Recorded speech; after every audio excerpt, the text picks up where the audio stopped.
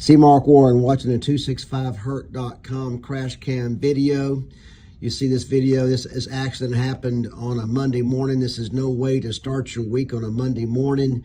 You're going across Chickamauga Dam. That dam traffic is always there. You come to a slowdown and then all of a sudden, boom, you have a minor impact that turns into really a major 5-car pileup, finished by a school bus driving too fast for conditions. Luckily, there were no kids on the school bus, but I believe the driver and the attendant had to go to the hospital to get checked out. The driver of the white truck obviously had a double whammy.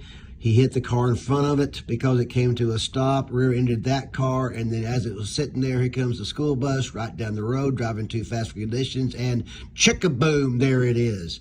If you've been hurt and you need the video of what happened, give us a call at 265-HURT. We are your local law firm.